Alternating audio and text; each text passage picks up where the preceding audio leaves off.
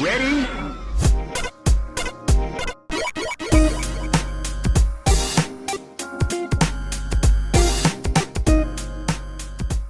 Hello, and welcome to Rhythm and Pixels, the video game music podcast. This is Podcast World 19, Episode 9, and we are your hosts. My name is Rob Nichols. And I'm Pernell. Every week, we listen to great video game music of all consoles and all generations. If it's good, we're gonna listen to it today. All elements. Earth, fire, wind, water. Oh, man. Even heart. Someone has to. Heart. I think we're the heart, because Earth, Wind, and Fire is already out there. That is true. Yeah. September's a great song. I love that song. Yeah. Let's just listen to that right now. Copyright issue. Pop up. I think it's fine. I think our listeners will appreciate it in the end. I just think it'd be funny. They're like, what the heck's going on? Video game music. I thought you were like, I don't know the lyrics, but I'm going to try to come up with something, and I don't know the lyrics I'm coming up with either. Anyway, thanks to everyone who joined us on last week's episode. It was a live-streamed episode in which I just gave it a stupid name, which really didn't have much to do with the episode except for the quiz. Honestly, stupid names are what make them sing, because alliteration is only going to take us so far. Yeah. Only so many words start with the letter P.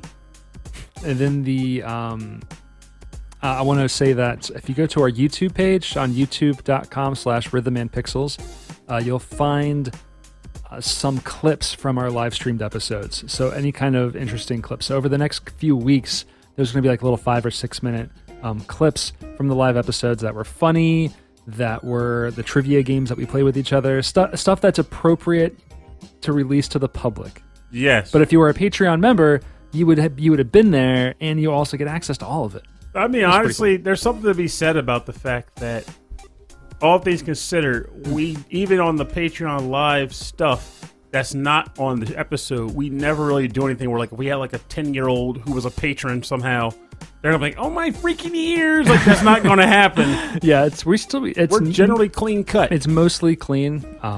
Yeah.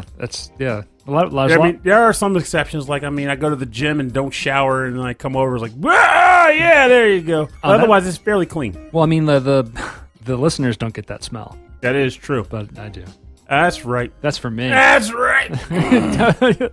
You just like lifted your arms up like, oh, I did go to the gym today, too. What's going on here? I did go to the gym today, too, so it's like, oof. It is killing me because... It's funny because sometimes you come over here and you're just like wiped out. But this time you come over here, you're absolutely fine. I don't know how, because I full should of be energy, wiped. and you said, "Man, that one really did me in." They killed me, and I'm like, But you did okay. It's because of the Lunchables. The power of Lunchables. Yes, Lunchables are a fantastic victual. I had a friend the other day trying to give me some grief about it. He's like, I'm pretty sure you could have gotten that for cheaper if you just bought the individual components. I'm like, yeah, but then it's not a Lunchable.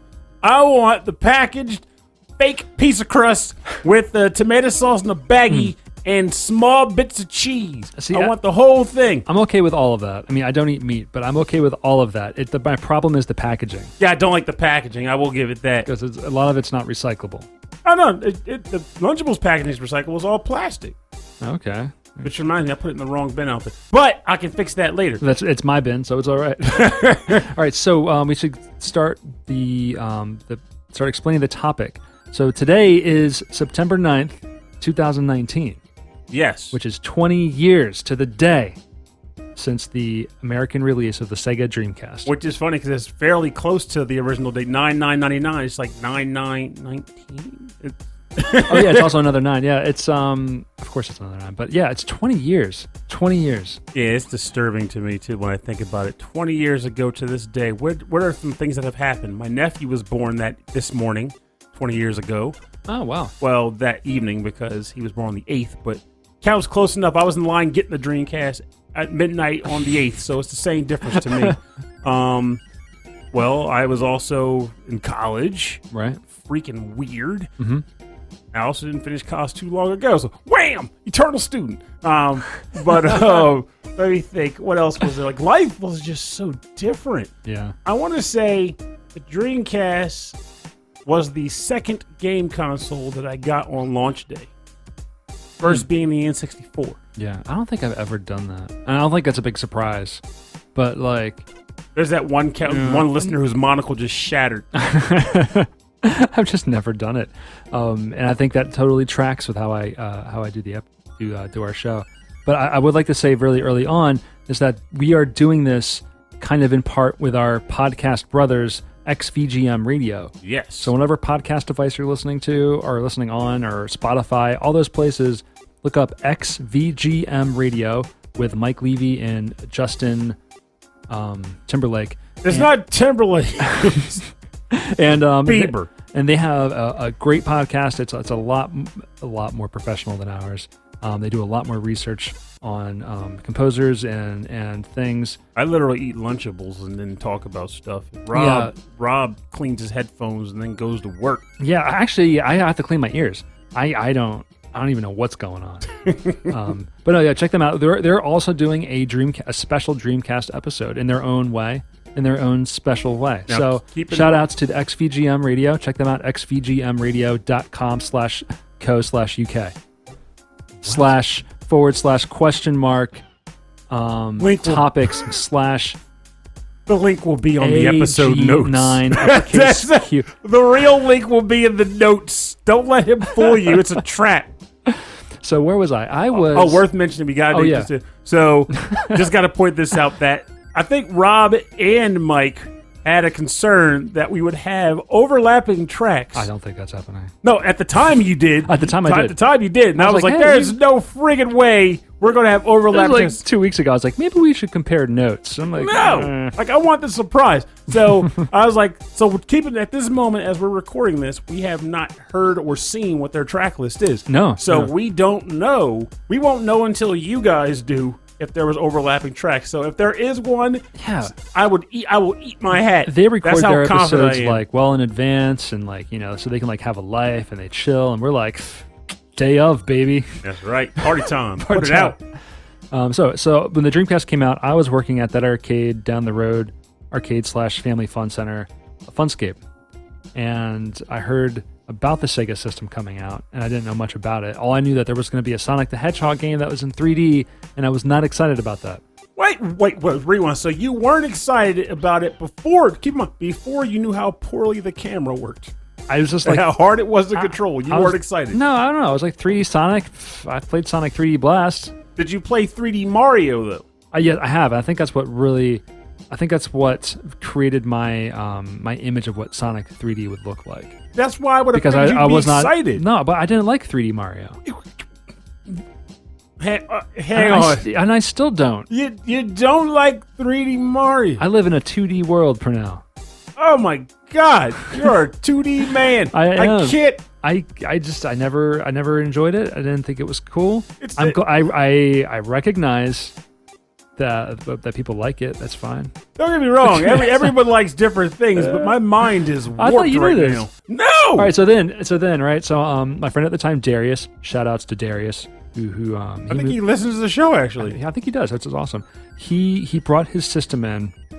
I think it was the same week that the system came out, and we hooked it up into a big screen TV in this little theater room that we did like this weird like motion like chair moving thing. Oh, that one like it's like you're in a helicopter or and the chairs move and it's supposed to be like immersive. Of it. Oh, I know those things are small anyway. But we hooked up the Dreamcast in there, and he was like, "You like fighting games, right?" And I was like, "Yeah, Street Fighter 3 is my jam," or whatever it was, Alpha. And the only fighting game that was out at the time was King of Fighters 98. Mm-hmm. And I was like, "Oh, King of Fighters. I don't like King of Fighters. I like Street Fighter." And then it turned me around. Like, it absolutely just brought me around. So that was what got you into SNK Fighters? And that's what got me into SNK Fighters, like, mainly. I used to play a lot of them when I was a kid because they were usually cheaper on the Neo Geo. But I got into it with that. And then later on, the arcades closed, and that's fine. And then I didn't move. I went to work for Electronics Boutique at the EB, and that's where I got my first Dreamcast. What games did you get with it? Oh man, what did I get with it? Phantasy Star was not out yet. It could have been Jet Set Radio. No, Tony Hawk.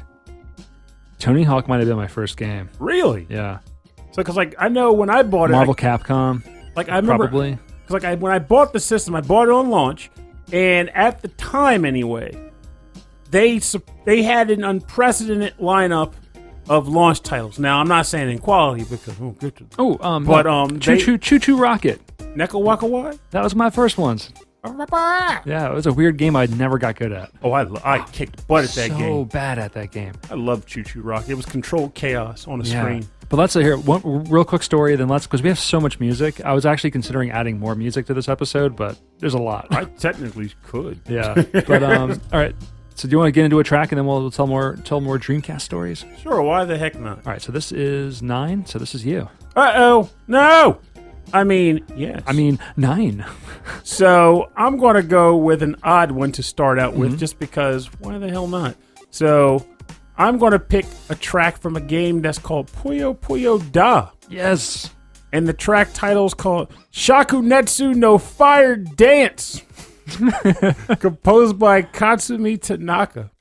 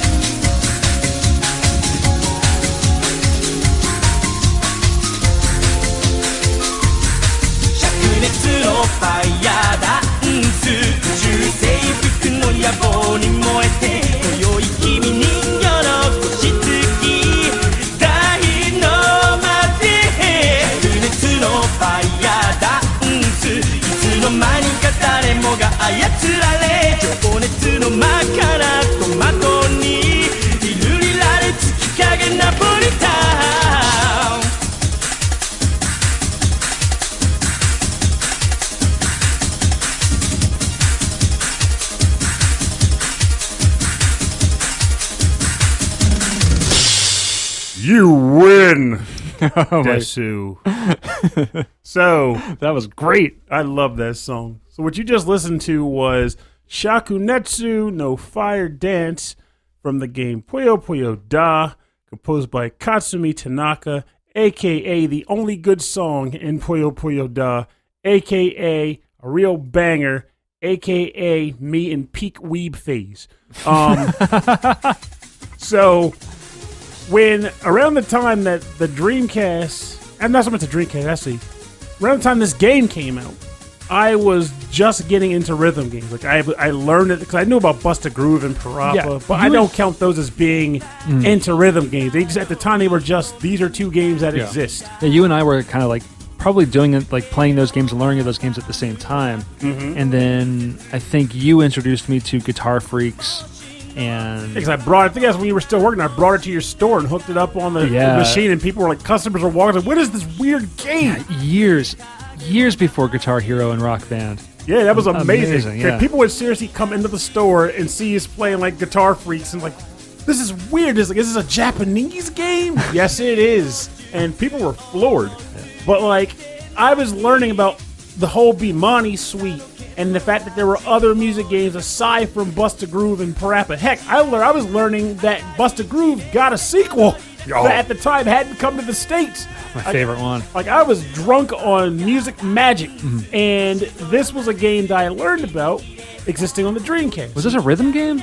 Yes. Oh. So I was already a big fan of Puyo Puyo, though I only really got a chance to play Dr. Robotnik's Mean Bean Machine, but I knew of the original franchise and wanted to play more of those. So I thought this was the Puyo Puyo that we played at your house like ages ago. almost.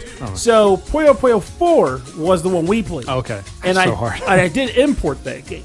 Now, this was also around the time where I learned how easy it was to burn Dreamcast games. Yeah, we should preface this by saying the American release was on September 9th, 1999. But for us, it meant a lot because we were really involved in importing games and a little shady thing on the side. Yeah, partly because I ain't gonna lie, it was just really easy to do back then. It was easy to do. You just burned it and you played it. And it was exciting. Yeah, because at the time, like, for example, Jet Set Radio was coming out in the States, but we were able to play the Japanese version months before it came out. And we got to experience that cool Perfect Grind by Poison Jam because we played the burned Japanese version. Now, keep in mind, I did buy these games, but with the exception of games like this one where I was using it with the means of being to try them out, quote unquote. So I burned Puyo Puyo Da, and I played it, and this is the first song that plays on it. The game itself is, think Bust a Groove, but instead of the 4 buttons and then the final button that you would hit to do a sequence, it was Puyo-shaped arrows, and then there was like a long stream of them. We're talking like the 20 arrows. So maybe think more like Parappa the Rapper. Okay. And see how all those long lines of arrows could be. And did it follow the rhythm? No. Oh, that's the amazing part. It was just input it before the. Yeah, it was just when the arrow's there, hit it, and there's a line going by. But if you tried to actually parse out some sort of rhythm there, wasn't any. And that's what one of the main flaws of this game was. In addition to that, this is the first track that plays in the game. Sets you up for thinking that you're looking forward to a fantastic OST. Get ready to have a great time. And then to me, personally, every song after this was meh.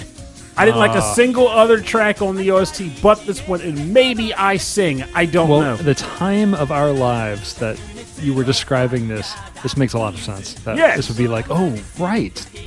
This is like an anime opening. Yes, I was on my total weeb grind at this point. I was like, yes. I'll probably find a link to this and put it on the website. But there's on YouTube, there's only the Japanese version of this song. But on Nico Video, the Japanese YouTube, there is the American version, the English version of the song, the English version of the song, because it's out there. And it's interesting. I wonder if this spawned from this, which is that, and I didn't know this until I picked the track for this episode, even though I've known this song's existence for 20 years, which is that this song was originally used in the Puyo Puyo 2 commercial. Oh, yeah, maybe, because it was like, it was, I couldn't read it, I didn't translate it, but it said that it was like part of some greatest hits compilation from I think whatever group did this. So maybe they had some success in Japan, and so they released an English version of it for the European markets. That's kind of cool. It's I think this track is very catchy. It has a nice step to it. So for anyone who's listening to this show and they're thinking, oh my god, he just said weeb, what a jerk face. No, I don't disparage it. I just acknowledge that weeb is a person who really gets into this stuff as I was. Yeah. And to this day, I still like a ton of this stuff. I actually had a moment where I found one of my old hard drives, and it had a bunch of the old Japanese music that I used to listen to, like Hysteric Blue and Strawberry Cheesecake, and just weird. The Aprils. Yeah. By the way, Strawberry Cheesecake is not a real band. Don't look it up. But Strawberry Machine Gun is. I found Strawberry Cheesecake is delicious dessert. Sonic Coaster Pop. Sonic Coaster Pop. There were just a lot. The Aprils I already named. Capsule. I listened to a lot of crazy... Okay, first of all, Capsule is awesome. Capsule? Yeah, yes, Capsule, you know about Capsule. Oh, yeah, and Perfume. Yeah. And also, you have Pink Lady. I listened to a lot of Japanese songs. I played a lot of Japanese games. I was knee-deep in the muck, as it were. Okay, so this is... And I listened to it, and I still like it. This is a good segue, because this is the most Japanese game that I could find that I never knew about, but I'm not surprised existed on the Sega Dreamcast. This is called Roommania. So but the music in this game is super cool. It's very Japanese, but it's also very chill. So this is called My Mashu, from the game Roommania.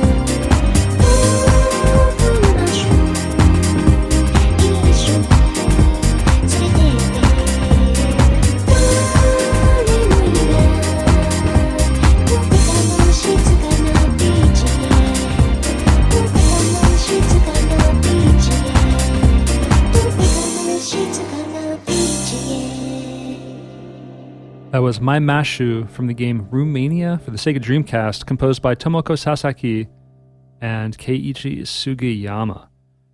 You gotta admit, that is some smoothness, right? Oh, the track itself was great. But I admittedly was also chuckling at the fact that we never picked vocal tracks, and yet for this specific episode, we both picked the vocal track. We went all in first. I was like, oh man, I want to open with this track, or at least have this my first song, because it just sets the mood, This is a good one. It's a really good one. So so this came out in the year 2000 originally, and then it was also released on the PlayStation 2 in 2002. It follows the life of Neji Taihei, a student living out a mediocre existence in Japan. It's described as an intervention simulator, where the player takes the role of God, whose task is to make his life more meaningful. So, like, as the characters, in the room, the goal of that scene might be to get the character to open his computer and write in his journal. And so you're trying to direct him to do that by you click on him and it shoots essentially ping pong balls at him. It's it's very strange. I just picture this guy sitting on the couch, just throw it. So Stop it! What's Stop interesting is that the music in this game is actually credited as a fictional pop idol whose name is Sarani Poji, which was created by Tomoko Sasaki. Tomoko Sasaki also wrote my favorite soundtrack, Rystar Son. Oh, mercy. I would have honestly, I would have totally guessed that, though. Not that he composed it, but that your favorite soundtrack is Rystar. Well, yeah, I think I'm pretty sure it is. So the writer... We should have a Rystar race. A Rystar race? Oh, I would love that. I don't know how it's been a long time since I played it, but yeah. So one thing I didn't realize was not only did she compose the music to this game, she actually wrote the game itself. And the scenario, or the scenario, the scripts, how the game plays out, and it's because of what she says, her obsession with internet webcams of the early 2000s. I'm having trouble even picturing webcams back then. It was wasn't there someone on early YouTube or prior to YouTube just was she had a camera in her house 24/7 and it was groundbreaking, and it was just watch me eat breakfast. I'm going to bed now. I know. I feel like I recall hearing of someone like that existing, but I feel like it was later than that. Because again, I think my brain is having trouble just picturing someone with a camera running at all times in their home during an age where 56Ks were still common. When I went to college and we had Ethernet at college, it floored me that even existed. Oh, I know. Yeah. And then I went back home to my terrible Comcast connection, and now we went to I know. Now you complain about her cell signal strength, and I'm like, oh wow, things used to be so different. Yes, they were. So another big thing about the Sega Dreamcast was this was the first system to be released with a modem built into the system. Yeah, and it had actually, I want to say it was also the first game console to be have an actual OS running on it. Yes, Microsoft developed a pared down version of Windows that ran on the system. Now, from what I've read, most games didn't actually... It was designed that way so that people could write games for Windows and then just release it on the Dreamcast. But from what I've read, a lot of... almost none did that. Honestly, that didn't even surprise me. It's just like when Nintendo's like, hey, we have this second screen option on our Wii U. Yeah. We don't know what to do with this. Just make another normal game. Whatever. Yeah. Make it an inventory screen or something. Or maybe they could access more functions and powers of the processors and stuff by writing their own code rather than writing on Windows, which then access the code. I don't know, that was very, very interesting to me. I remember way back when, towards the end of the Dreamcast lifespan, I went to my friend Chris's house and he was like, hey, check this out. And he had Linux just running on his Dreamcast. And I was like, cool. Now what? Nothing. I just wanted to show you Linux on the Dreamcast. He's like, well, we're nerds and this is what we do. We put Linux on something. And here you are. What would you say was your favorite? Actually, I didn't even mention, but I'll say that in a second. What was your favorite Dreamcast? Can you think of one? Or two? I could think about. I played so many shooters on the Dreamcast, so it's probably one of the GigaWing games. Maybe Mars Matrix. I could dig that. Played a ton of that. I put none of it compares to the amount of hours I put into Skies of Arcadia and Phantasy Star Online. Yeah, that game was crack. It lost many people I know their jobs. Oh, I know. And then, but then also the fighting games too. It really got me hooked on the fighting games more than I was. Than I ever thought I would be, and competitively. It makes me think too. Phantasy Star Online. Actually, just to make sure none of us picked a track from that, right? To make sure we're not talking about it too soon. No. But let's talk about it on to the next track. Okay, makes sense to me. Yeah. In that case, then my next track is from a game that is also not exactly uncommon or unexpected. This is from the game Virtua-On Oratorio Tangram, and the track title is called Into the Crimson. And the composer for that was Kentaro Kobayashi.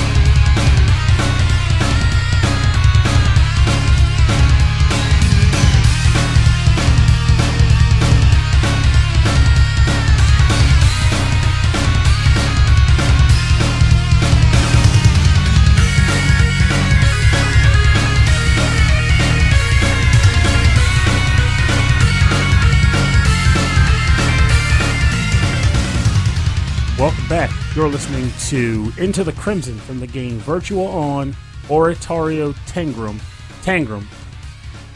composed by not a sleepy person, but actually a cool person. Goes by the name of Kentaro Kobayashi. So, just full disclosure, I suck at this game, but I love this game. I loved what it represented, and I genuinely, wholeheartedly wished that the Steel Battalion controller existed back when this system had come out, and I could have utilized it for this game. Now, I've never played the home version of this game. I've only ever played the arcade version. That's the one that matters. Which was, like, the best. It felt like... So this game, you played with two joysticks, and the way you hit the buttons and move the sticks would do the different moves in the robot. And it was also twin-stick movement. So, like, if you were, say, for example, you wanted to rush an opponent, you have to take both sticks and thrust them forward, and you're like, like you felt it. You would sit down in like this little cockpit, and the way the whole thing like surrounded you, it felt awesome. It felt like you were in a giant robot. It was amazing. It was perfect. Yeah, I got to play it like one time, and it was at a GameWorks in Seattle. Oh wow! And this was like in 2008 or 9. So in fact, keep that in mind, considering the fact how old Virtua-On and Virtua-On Oratorio were. But it's just such a fun game. The home version played gloriously, but unfortunately, it was also on a controller that had one thumbstick on it. So you can imagine it didn't have the same flair to it. Right. But I mean, but the game is still the same. It's just it didn't have the same control. Exactly. Yeah. It still was a blast to play. Still very enjoyable. Like I said, it's basically a 1v1 mech fighter where you get placed into a giant arena, rectangular typically, with some obstacles in the middle, and you could dash, jump, shoot, and slash, with the goal being to decimate your opponent. And all the mechs had names that I suck at pronouncing. Yeah, that's right. But I know that the two that I liked the most were Timjin, who was pretty much like the cover guy for like the original one, and also Fei Yin, who was, of course, the girl mech. Yeah. Which is typical for Pernell here, you know. Well, in a game like this, having a really fast robot is helpful, but you like to play the glass cannon. That's right. Yeah, which... Fast but deadly. Also fast and can't take a deadly, hit. but also will lose very quickly. And not take a hit. So, okay, this game, I've only ever played Virtua-On in the arcade. What is the difference between Oratorio Tangram, which as I was typing it, I thought I was typing in Ontario. Canadian Tangrams. Yeah, the Canadian province Ontario. So That could be a pretty So cover was this a sequel or like an offshoot? It was a sequel, so Okay. they added more characters, graphics got improved. Nice. I don't recall if there were any actual like system improvements as far as like giving the mechs new abilities or anything, but it was just fun. I loved this game. So that brings us around to the system hardware of the Sega Dreamcast. I can't say so Was it much Naomi? about specifics. Yeah, so in the arcade, the Sega was releasing arcade games under their own hardware called Project Naomi, Okay. the Project Naomi board. And this Sega Dreamcast, the home system, was essentially based off of that hardware. So it was really like bringing home arcade games. It felt great. It was too. amazing. Power Stone was like that. I think what blew me away was when I first saw Soul Calibur. Because Soul Calibur, it looked way better on the Dreamcast than it ever did in the arcade. I was just completely amazed by Would you the say that was experience. possibly the big, like, the real death knell for arcade games? In that It could have sense, 'cause been. They were all coming home at this. Yeah, they point? were all coming home, and you had online play on a lot of them. Like I had Quake Online Arena on the Dreamcast, like playing against people online. Like, a first-person shooter, like in 2001 or 2000. Honestly, you know? playing the Dreamcast online was an epiphany for me. Like, I think I told the story about how I met that person from Arizona and how disturbing that turned out to be. But it was just a fun thing to be able to just get online with a console, not at a PC, Yeah. and just put on a headset and talk to strangers and battle aliens on a distant planet, the same 4 planets over and over and over again, mind you. But still, So other than Phantasy Star, what other games did you play online? primarily that one, Choo Choo Rocket. I played a lot of Choo Choo Rocket. Yes, I played a lot of Bomberman online. Yes, I did play Bomberman. Competition online. was fierce. Oh, so fierce online. It's kind of funny you mentioned that because that might come up later. Oh, good. But real quick, I wanted to mention something. I totally forgot the last track I picked. So I'm curious if anybody else notices. If you have a second to listen and you go back to the track I picked earlier in the episode, Puyo Puyo Da, there's a segment during the song that I think is pretty much the beginning of it, and I swear it sounded familiar. It's not a steal or nothing. I think he ripped it off, but it sounded very similar to the song Twilight Zone by 2 Unlimited. Oh, you're right. And I heard, I was like, oh, that's it. That's the hook. Yes, the hook. It sounded so much like the hook. It floored me. I had to go funny. look it up. I was like, is that the song? And sure enough. If it's not too late, you might do a little quick edit before you go home. All right, so my next track, I'm going to go with another shooter. This is from the game Under Defeat. This had a European release and a Japan release. The prequel to Underbirth. It's like it's a 3D perspective, sort of, but from the top down. It's almost isometric, but you play as like a huge helicopter just blowing up baddies. Okay, not a prequel to Underbirth. No. And this one was composed by Shinji Hosoe, so you know this is going to be good. This track is from Stage 5, Tears Which Died. I love the over-dramatic names. That's an interesting name for a game where you're piloting a helicopter. Yeah, I know, very, very dramatic. All right, Under Defeat, Stage 5, Shinji Hosoe for the Sega Dreamcast.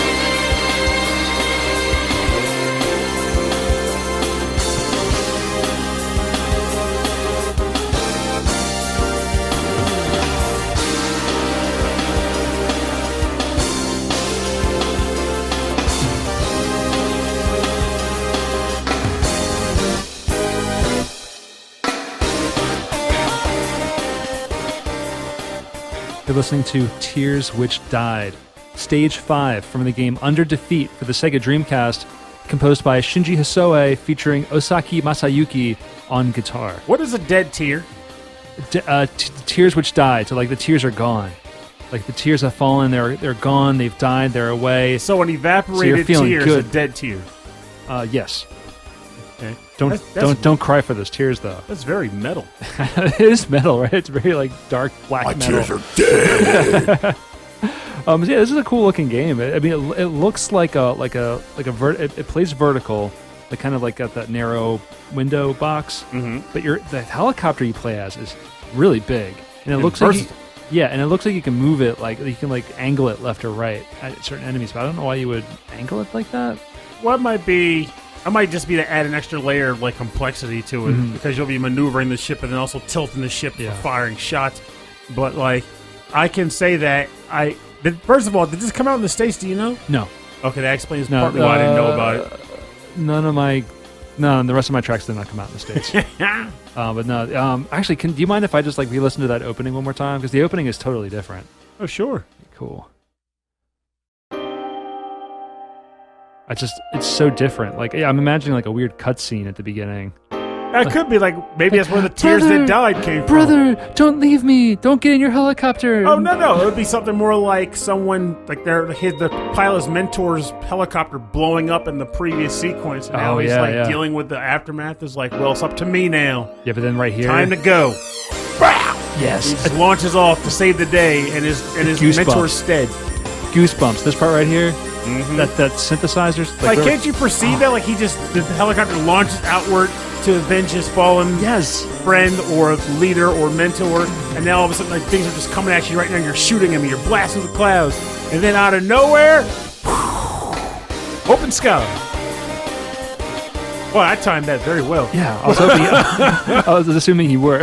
I was totally off the kilter, but yeah, like so good. Oh, in the bass, like the bass leading up to that section before the guitar comes in, it's just so jazzy.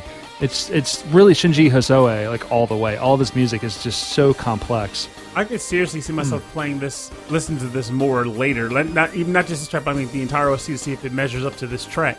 It's good. Favorite shooter on the Dreamcast? Yeah, do you have a favorite shooter on the Dreamcast? Do I or do you?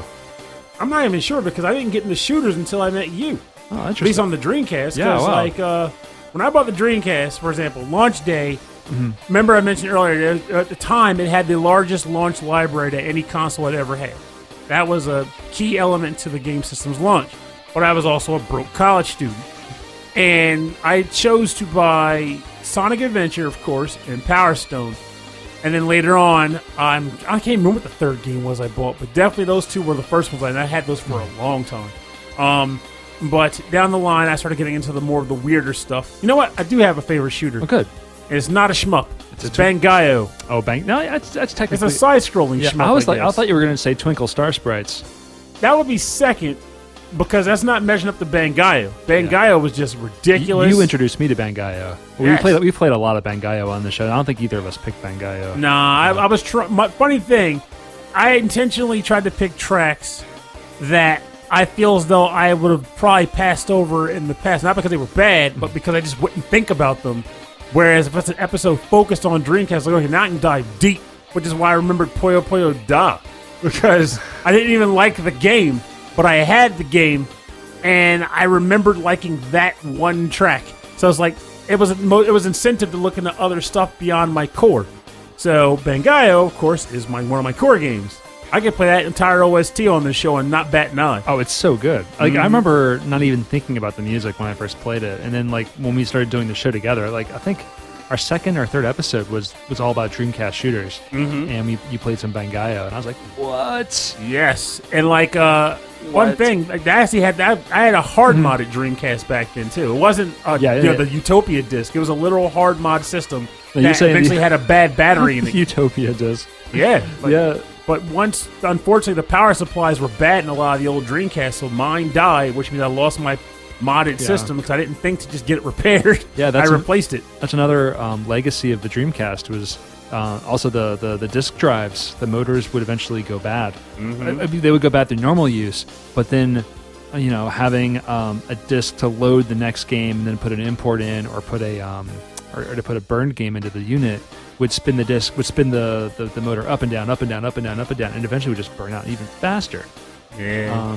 Which makes me worried that one day I want to try to use my Dreamcast all retro-like and it just won't turn on. It's like I do worry about how digital media is out of our hands now and can't be archived. But even then, like, we might have the discs of some of the Dreamcast games, but we need to have emulators to play this on, because the original hardware is eventually going bad. Well, on the positive, at least from what I've gathered, there's a lot of people out in the modding community that are familiar at least with things like like lasers. They can replace the lasers. So that part isn't too scary, though. You got to find the guy that can do it. It's not just like going into a Sears and like, hey, could you fix my Dreamcast? Now, do you think we'll ever get a Dreamcast Mini? Honestly, that might be kind of cool, right?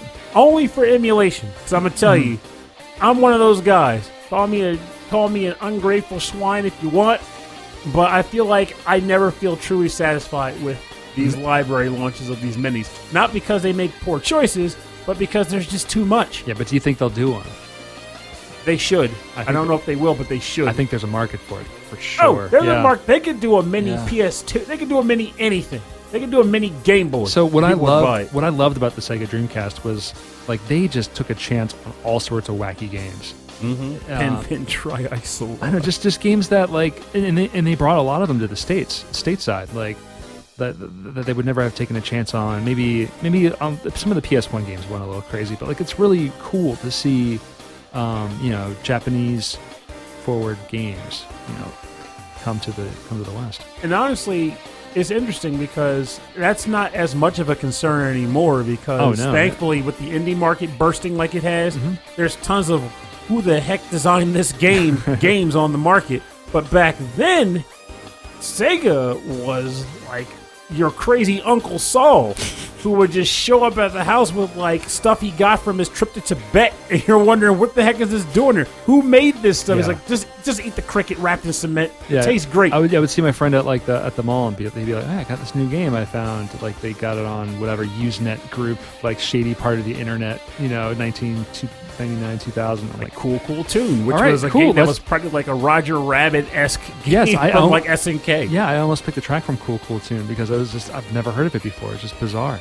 Yep. All right, so what's your next one? So my last track is, I think I was torn between the two, but I think the next one could just be like the conclusion for the episode or something, because I gotta pick it, but not right now. But this is from another game I like, and one that Rob mentioned earlier in the episode. That game being called Bomberman Online. So good. Now, I don't know. This game did not have official track names, to my understanding. No. We know the composer. Yes, we do have the composers. But all I can tell you is that this is one of my favorite battle themes from the game. And the composer is Hironao Yamamoto and Shohei Bando.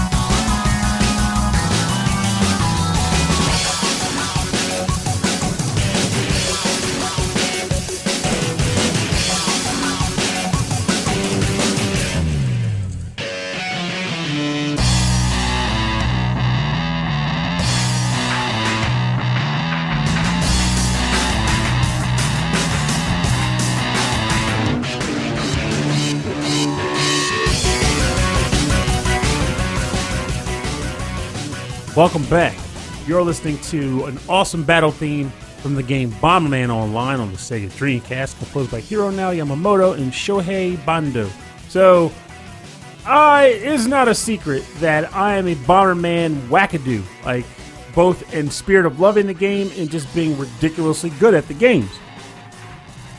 I had to have Bomberman Online when they announced it. The ability to play against people on the internet that wasn't on my PC was a must. And this was the one that introduced like the different modes of Bomberman. Like this one had paint mode on it. Yeah, like it was billed as Bomberman Online, but to me, this is like one of the best single-player Bomberman games ever released because they had so many different ways to play, and it looked so good. It was still Bomberman, but it was 3D, one of the first 3D ones, and it was cel-shaded. Now, we also got to state, it was 3D, but not in the form of, say, Bomberman 64. It was just 3D, like, models, 3D but it was models, still 2D gameplay. But they were cel-shaded models, so they were super cute. You could customize how your little guy looked. You gave him, like, hats and stuff. And the opening, there was an opening cinematic video where he was a little Bomberman guy dressed up as Goku, and he like throws his fist up in the air, and like this. I'm remembering all this. Like water shoots up. It was like super epic. It was crazy. It's like I honestly, love Bomberman. He was so cute, and I was again like Choo Choo Rocket. I was terrible at this game. Between the opening of this and the intro to Saturn Bomberman, it really made me want a Bomberman cartoon. And it that may would have have been wanted, so cool, right? Honestly, it might have existed in Japan for all we know, but I know the States never got one, which is sad because. Correction. I think Japan later got one called Bomberman Jetters, which was the game, which was based on the video game that came out with that name. But someone can mention it later on. I'm sure that hears this and be like, oh yeah, there was. But paint mode was so good, where you get like little paint bombs. Yeah, when the flame of the explosion just changed the color of the tiles. Yeah. And while I don't think you could die in that mode. No, it was just I think you would either get kicked out temporarily, or you could just run and drop bombs. But I want to say it was more the former. You would get kicked out temporarily and get put back in. There was one that was like a water mode where you were like on opposite ends of almost like a volleyball court, and you would place a bomb on your end, and it would go under water. Yeah, and it would go to the other side. And so you had to keep track of what your opponent was doing, because then it would show up on your end.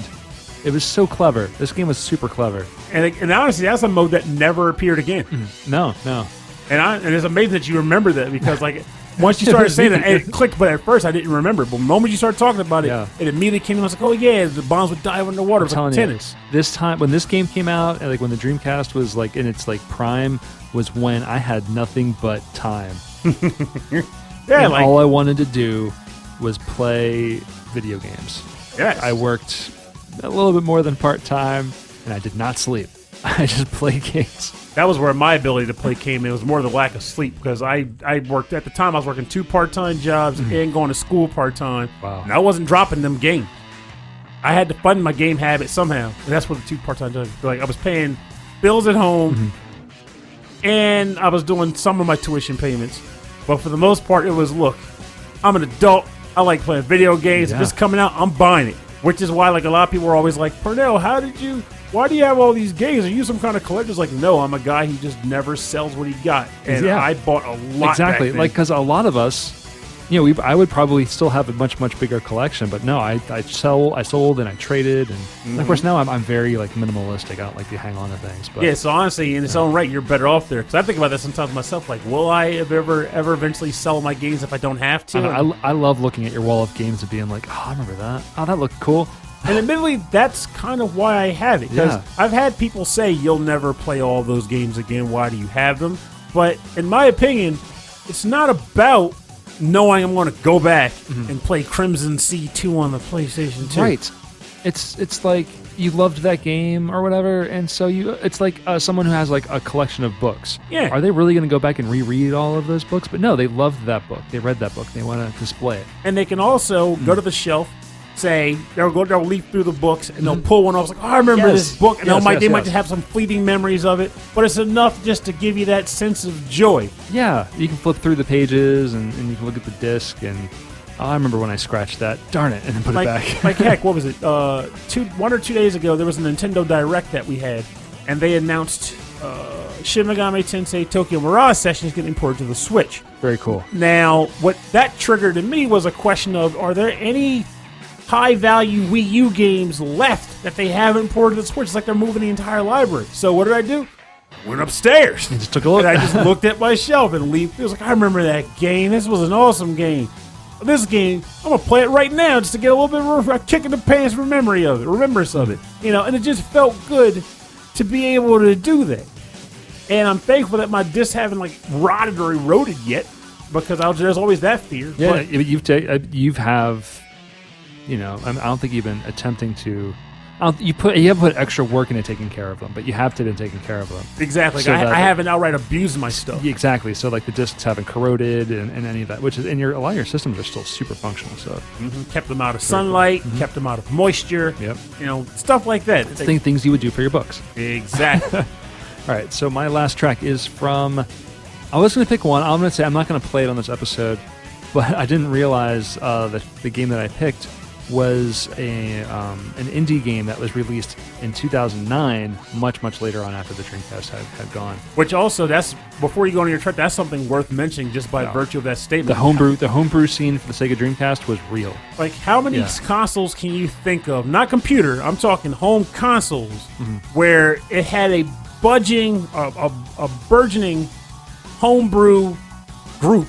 Yeah, well beyond the system's life. I think the NES is the only competitor there. But it's taken a while for us to get there, I feel like. But the Dreamcast, it was like almost immediately. People were still doing things with it. Yeah, there was like a genuine love, and when the system was discontinued, people were like legitimately upset, which floored me, because if you recall, one of the main reasons why the Dreamcast didn't do well is because people were legitimately waiting for PS2 to come out. Yep, people wanted to buy themselves a DVD player. And I actually ended up looking up some numbers on it, just general thought. Oh, actually, I have some facts too.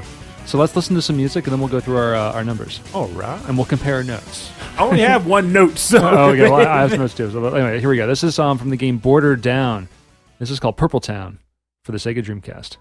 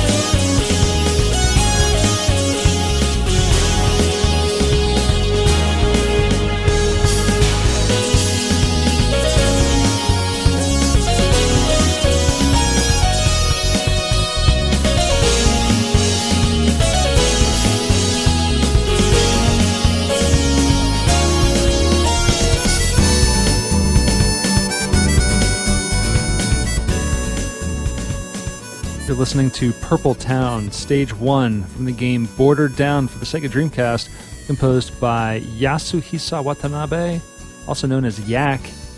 And the soundtrack was actually released by the group Super Sweep. Supermarket Sweep! Well, Super Sweep is the sound design company of Shinji Hosoe. Oh, that's a nice connector. Yeah, a little connector there. So, Border Down is a super cool side-scrolling shoot 'em up we played on the show before. It's got one of the best, like jazzy, kind of proggy soundtracks for these types of games. I like this. Really, really cool. Well, this track has a nice, relaxing vibe. Good follow-up to that not so relaxing track I picked. I know. All right, so you said you had some numbers about the Dreamcast. Yeah, only one set really. It was like a follow-up to the thought I had where, again, the Dreamcast, you think about it, it's very popular. It was popular emotionally back then, and it's popular emotion-wise now. It's one of the most fondly remembered consoles that I can personally think of. Like, what other console can you think of where people celebrate the day it got released? Yeah, a lot of people have like really strong nostalgia for, like, I would say the N64, right? Nintendo 64. Oh yeah, but like when people when people who play games talk about the Dreamcast, like usually people start to like kind of slow down. They're like, oh, the Dreamcast. It's like a fond remembrance. I remember. Yeah, it was great. So like it's weird. Like I decided I wanted to check to see like, okay, what are the numbers for the system, considering the fact that, again, a lot of people just waited on the PS2 and just ignored it, whatever. So just some quick numbers I got there. Apparently, by the end of 2007, the Dreamcast had sold 10.6 million systems. And in the Americas, United States, of that 10.6, it sold 5,433,501. So of the 10.6 total sold, almost half of that was in the States? Yes. It's amazing. Which, keep in mind, back then we were still under the impression that Japan was like the king of like game consumers. But we had almost half of it, if not more. Now, the PS2, I bumped the numbers up 1 year because the PS2 came out in 2000, whereas Dreamcast came out in 99. PS2 had sold 43.22 million. By December 2008. Unbelievable. It's mind-blowing. Now, the system came out in March of 2000 in Japan and October of 2000 in the States. Yeah, that was like real sad. People trading in their Dreamcasts where I worked because they wanted a PS2. A PS2. Which was, again, like my brain couldn't even process that. I'm like, why don't you just save up money and have both systems? Why not both? But like, yeah, it's tight though. Money's tight. Yeah, but I've always been under the impression, like, I agree, money's tight, but then you buy a console that costs $300. Now, was it $200 or $300 when it came out? I think it was $300. Don't quote me on that, but I think it was $300. I think so too. Now, the system's coming out a year before the PS2, more or less, and you're putting down $300 plus cost of games and controllers memory cards. If your excuse for selling all that a year later towards a $300 console flat I don't have the money. I'm like, you just wasted a ton of it because you had a year out of this and you're getting maybe 40% value back on all your stuff if you're lucky. If you're lucky. Because Game Funko was gone by then.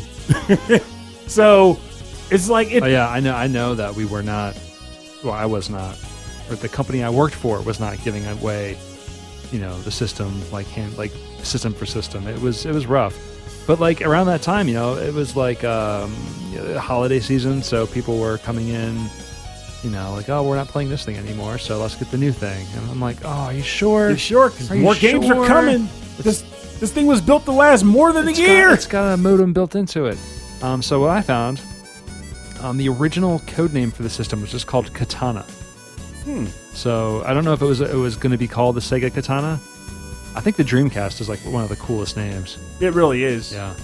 So they announced the discontinuation of the Dreamcast in 2001, but they sold it in Japan until 2007.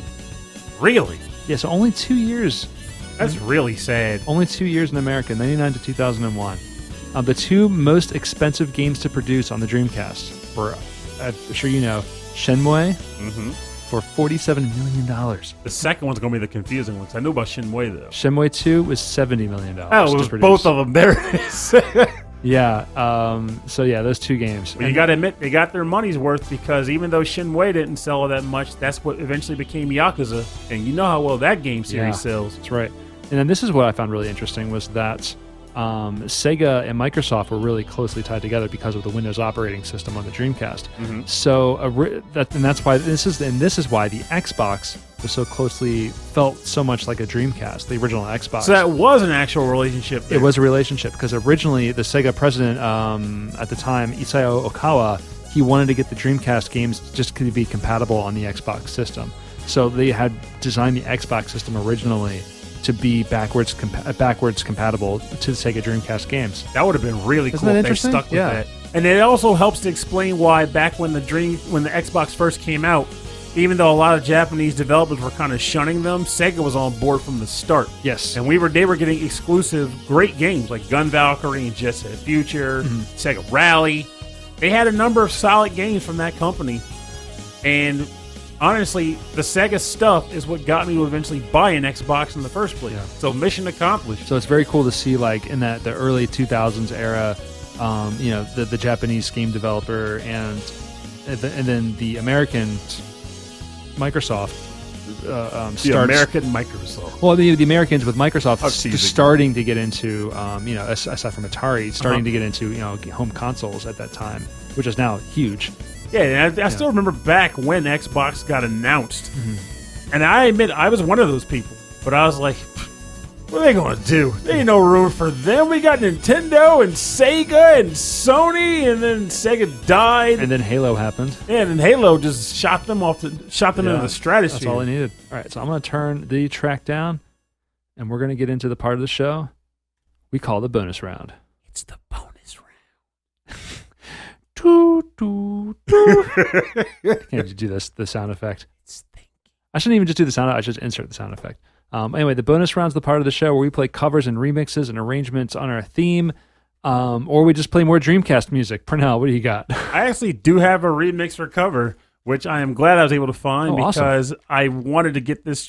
I always look for an excuse to get this track on the show, and if I can put it on here 5 more times, I'll do it. Well, also to preface that, yeah, there are, just like how with the Sega Saturn and the Sega Genesis, like they kept up on their whole like licensing official like club remix albums of their games, because there's a lot of like we just discovered a Virtua-On Club Tracks remix album. There's tons of awesome stuff out there. They went to work, and that was also back when like downloadable music wasn't it was LimeWire and all that, but but it was still there was still a meaty market for buying CDs, so you could go to like a Japanese music store and just see waves of like these various types of like remix cover albums. Heck, Ease alone had, oh my god! Oh, I know so many, but there might be another Sega Club Mix bonus beats in the future because of this. Lots of I dancing. found so much. Anyway, so I didn't mean to interrupt you. No, that's all good. Just lots of dancing. Lots of dancing. So what you got? You're not going to dance to this track. This is a cover of the theme for the Green Forest stage from the game Sonic Adventure 2, done by artist Toxic Eternity. Toxic Eternity. Mm-hmm.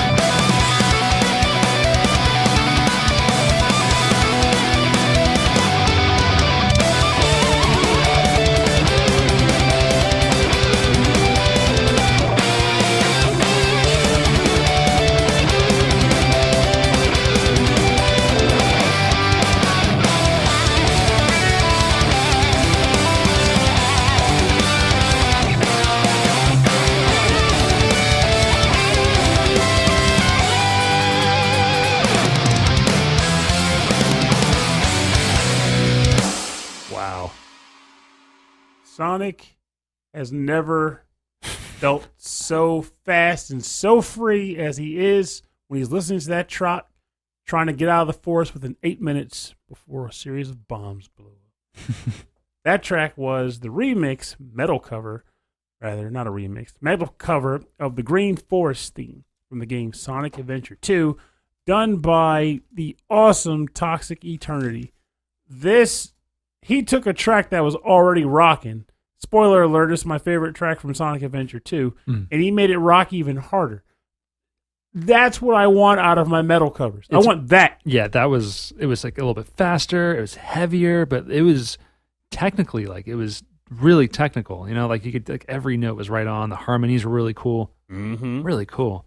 I was happy to find this. I was kind of lost in thinking about what do I want to pick as my cover track? What do I want to pick? So, of course, I just defaulted to Green Forest, but I wasn't expecting to find anything because a lot of times cover artists will go, well, that one already seems like it was pretty well produced, so I'm not going to bother with that.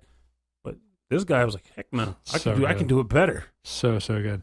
So my bonus round track is another Dreamcast, just another game track. Another Dreamcast game, obviously, but it's another game track. So the Dreamcast is where I first learned about and was able to play the game Rez, which is a musical shooter on rails. You're a space baby. It's everything I wanted in a video game. It was rhythm based. It was techno, and it was like out of Tron. It was all like wireframes and colors and just bizarre. It was just so clicked cool for me, which is kind of lame that it just everything I love. What's up? Do you think that they use Panzer Dragoon as the base model for what became Rez? Maybe. I'd be curious to know if some of the developers were had some cross there.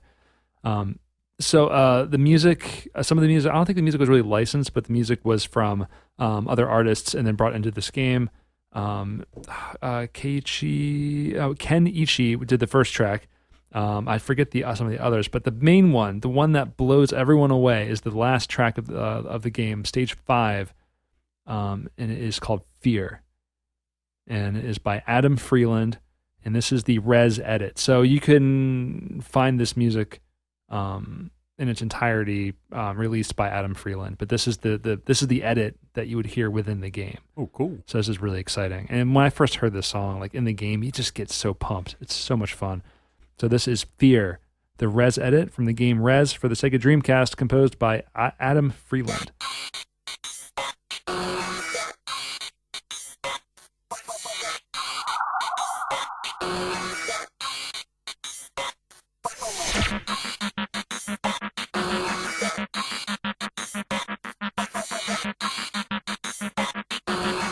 Fear is the mind killer.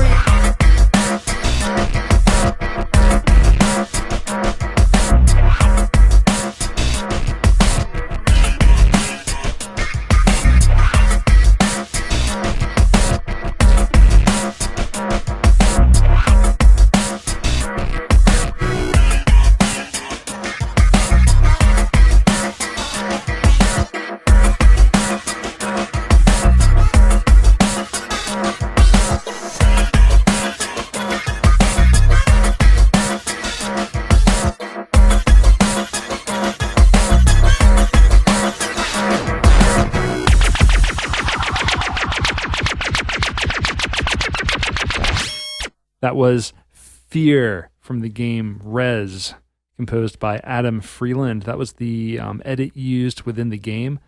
It was a bit longer. Me and Pernell were just watching some DDR videos for a second there, but no, that track blew me away. That it wasn't like just regular techno or like game music. It didn't sound like it was for the video game, but yet it fit so perfectly. So you're saying like when you play the actual stage proper, this music does a good job of overlaying the experience? So good. Because up to this point, the music's really fast, and then it slows down and it gets so intense. And then like when the music like shifts and like morphs, like the whole screen glows and changes and things are popping out like to the beat. It's so cool. There's nothing like this. There's nothing like this game out there, and that's why Tetris Effect is so cool too. Well, like there's that. I don't think Rez didn't have Tetsuya Mizuguchi though, right? This was before his time. So I may have got the name wrong. We can look it up later to confirm it. But basically, the guy who did the whole synesthesia bit. Yeah, I think he was behind this game. Yeah, because like, but not his music. Yeah, because like like that's where Lumines came into play. Yes. Or Lumines, however you want to pronounce it. So there's that idea of games that do a good job of like kind of molding music over gameplay to make them almost like one and the same experience. And it's interesting because I had a thought about that recently. Like I feel like, you imagine Magical Drop or Puyo Puyo done with synesthesia? Like there's Tetris Effect, but it's like I was telling you before. Remember we were talking about it? We were like, No, it was Keiichi Sugiyama. He was the first track on there. Really? Yeah, Boogie Running Beats. Bam! That track is awesome. Oh man, I just want to play this game again. So there's a legitimate connection between them. Yeah. I knew there was a connection, but yeah, that was it. Yeah. But like it's but like that game, it's just an amazing game in the sense that it's all about the lights and sounds and stuff. But I'm always like, when they get past that, it's Tetris. I know. It's still Tetris. So like, imagine a game where I'm jumping at the bit to play it already. I know. And they just made it. Because imagine the Puyos, but they're like freaking like techno, like disco balls. I love and that. when they pop, they don't just pop. They burst into light. The marriage of gameplay and music and all of the technical know-how and challenges that come in between that is just, it's one of my favorite things. I wish it was involved in more games, but I understand how difficult it would be to have those creative teams working in that way. Yeah, like let's take, for example, last month, our game of the month was Rayman Legends. Rayman Legends is just it's a ridiculously solid platformer, but still, it's a platformer. But within that platformer, there are about, say, 9 stages, more or less, because some of them are like repeated with a different like 8-bit style, but they're basically music stages. So it's a platformer choreographed to music. So you're supposed to run through the entire thing because you're being chased as an auto-scroller. And you got to jump over stuff and dodge and attack stuff, but every single thing you do is to the beat of the song.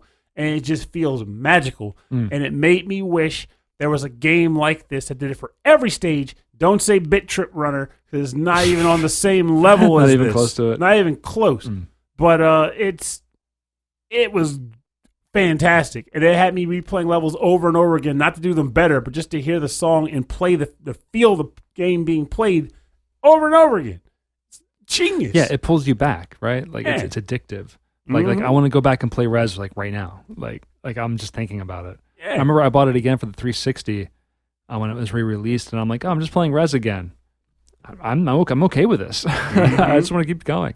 Well, more information is available for the bonus round part of our show at rhythmandpixels.com, our website. We have links to all of the artists, Bandcamps and SoundClouds, and web pages, everywhere where you can go buy the music and support the artists. And we'll be right back.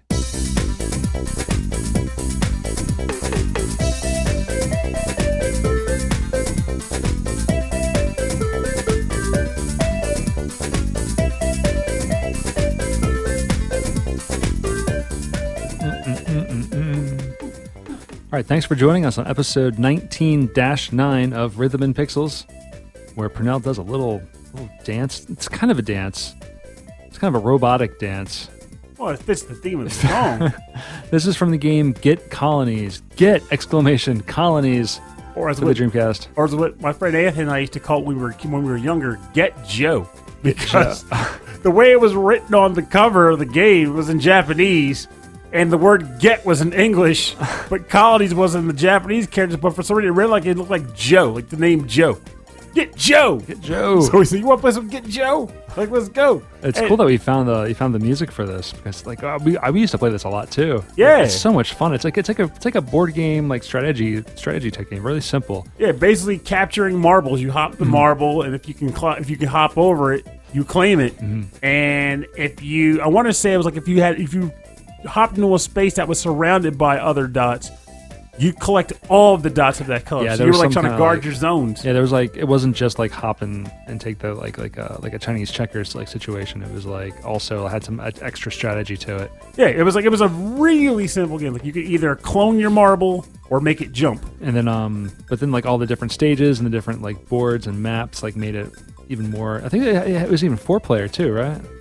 I want to say yes. Yeah, it might have been. I don't think because there we were ever played 4 it different first, character designs. And yeah, I agree. We only ever got to play it like 2 players. But it was such a great game. Another amazing innovation on the Dreamcast. It was released with 4 controller ports. And I want to say, aside from this was the second system to pull that off.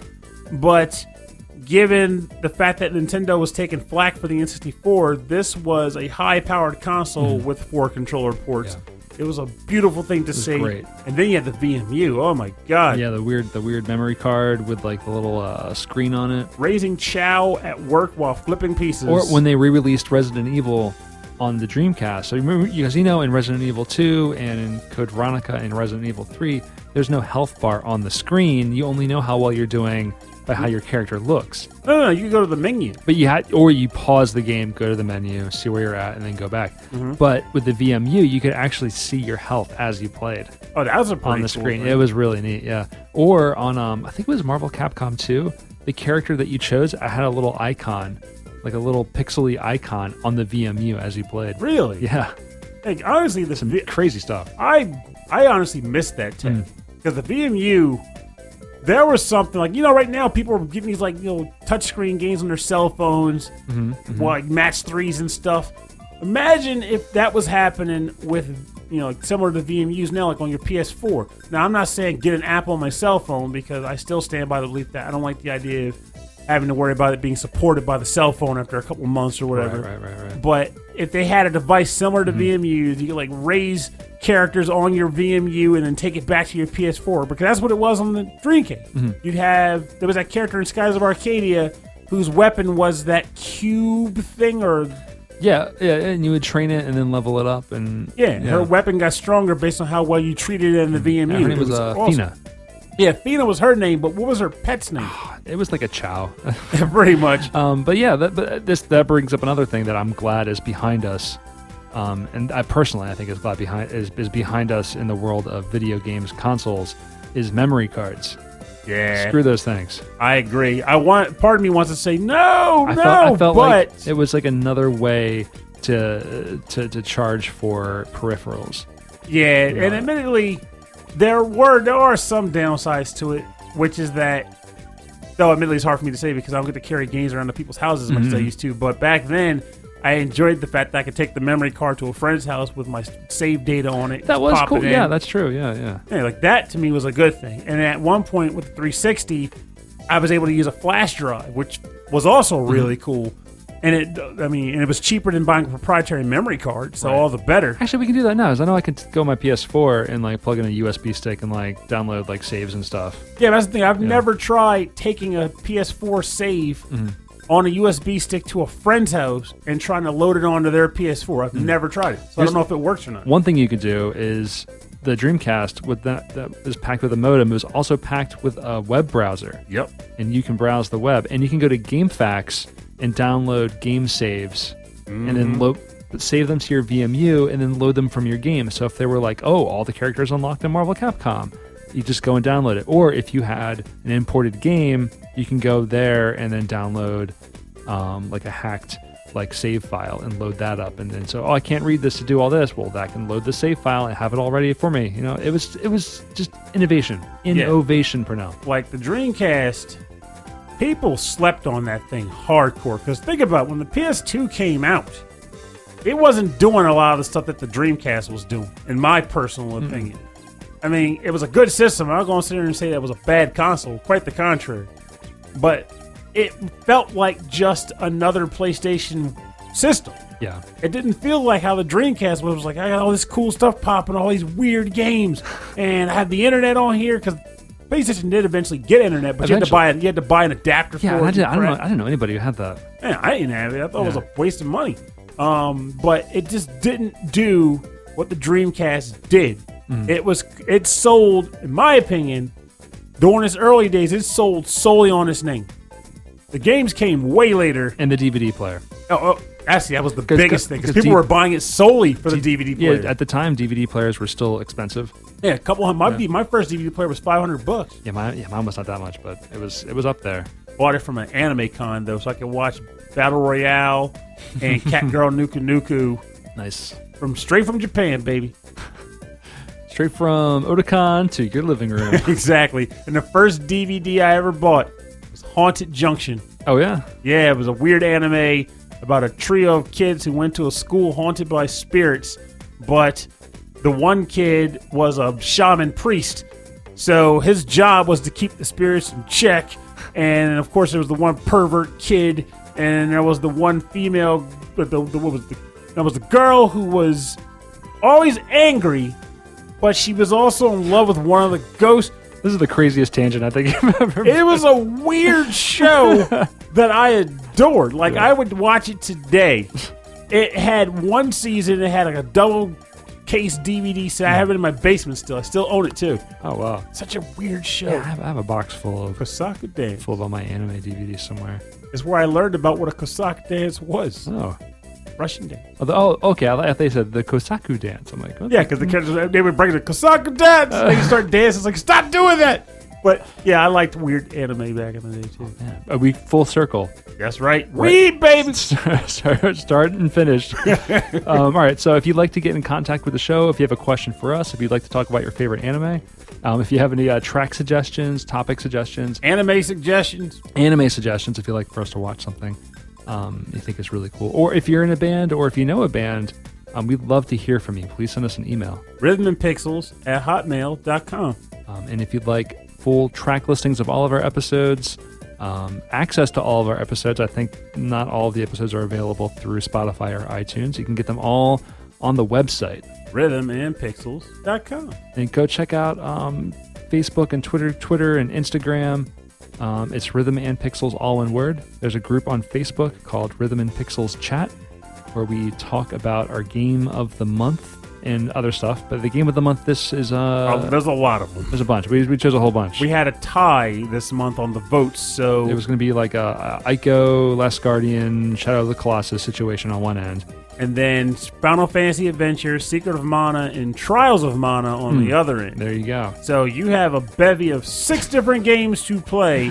Yeah. Should you so choose. So that's where we're at with that. There's also a great Facebook group called the VGM Podcast Fans, because, hey, it's not just us. It's also XVGM Radio. There's a whole community. Also, the VG Embassy, which is an excellent show. Yes. The Forever Sound version podcast just had one released. Mm-hmm. A very good podcast indeed. And there are more. So check that out. The VGM Podcast Fans on Facebook. And that's run by Alex Messenger. The Messenger. And if you'd like to support the show, you can share it with your friends. You can subscribe. You know, the holidays are coming up, so buy a few episodes for your family. Carve it into the moon. Carve it into the moon. You can wrap it up, put a little bow on it. You can tie it to a balloon and drop it from the sky. That's right. Our podcast into their ears. Skywrite it. Yeah. Skywrite the URL. Yeah. If you do that, I will just quit the show. Don't do that, because you know someone would probably do it. I will live my life to serve you. No. We can also go to patreon.com/rhythmandpixels, and there you can support us financially, which is great. And you also get access to a live streamed episode every week, which we do at the end of every month. And we also like to give you a shout out at the end of every episode. So we like to thank that Nick Walker, Mike Myers, Steve Miller, the Autistic Gamer 89, how you doing? Cameron Worma, Christopher Stenstrom, Bobby Arson of One Up Funk. Check them out on Instagram at One Up Funk. They are amazingly, amazingly talented guys. Wicked Sephiroth, OK Impala, Carlito from the Heroes 3 podcast. I think they just did an episode on Mr. Nice Guy, the Jackie Chan movie. Ooh, I love Jackie Chan. I do too. Michael Bridgewater from the Forever Sound Version podcast. Brian Pitt, Chris Murray, new Patreon member Frank Wack.